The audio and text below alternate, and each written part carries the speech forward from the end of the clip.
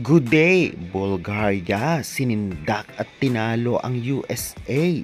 Filipino fans ng volleyball dinumog ang MOA Arena dahil gustong mapanood ang laban na ito.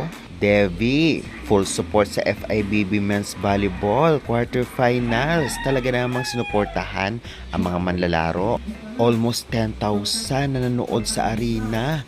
Grabe, talaga namang ginulat ang lahat. 4 na team pasok na sa semifinals. Grabe, magandang bakbakan to. Josh Ibanez at Bella Belen habang nanunood ang FIVB ay nagtsikahan. Pinag-aagawan kanila ang players ni Nikolov sa Bulgaria. Grabe ang away ng dalawa. For the good reason, iba talaga mag-BFF. Yan natin pag-uusapan this video. Kaya before that guys, please naman, huwag niyong kalimutan mag-like, comment, and subscribe. And pa-hit the notification bell for more valuable updates. Maraming salamat. Well, ang mga batang players from Bulgaria ay talaga namang sinindak ang USA at na-upset ito.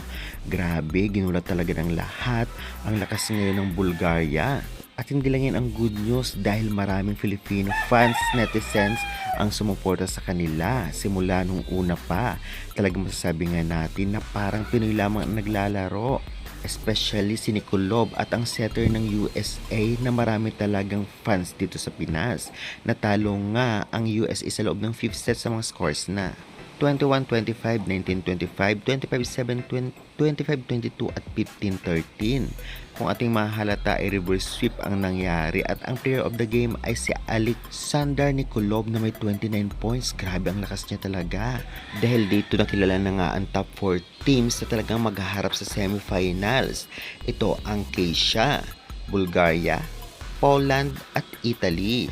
Maghaharap ang Croatia at Bulgaria at ang Poland at Italy naman ay maghaharap din para sa final slot o championship round at battle for third. Mas lalong ginulat naman ang lahat, especially ang FIVB management sa dami ng taong nanood kahit hindi alas Pilipinas ang naglalaro. Grabe talaga, talagang deserve ang perfect 10 na scores na ginanap ang FIVB Men's dito sa Pilipinas. Grabe yung tao, nasa 10,000 plus yung nanood talaga sa venue dahil sa dami din ng fans ng USA at ng Bulgaria. Isa na lamang dyan sa full support ang Devi na spotted. Galing lamang sila sa bakasyon at nanood talaga para suportahan din ang kanilang mga iniidolo. Kaya good luck na lamang Devi. Samantalang si Josh Ibanez naman at itong si Bella Belen na talaga namang magtropa at close sa isa't isa ay nagbardagulan habang nanonood ng laban. Alam naman nating medyo crush din nitong si Josh Ibanez, si Nikolov at itong si Bella Belen. Grabe ang tare ng dalawa. Agawan sa kanilang mga bets, sino kayang nanalo. Kaya guys, hanggang dyan muna ang ating update. Maraming salamat.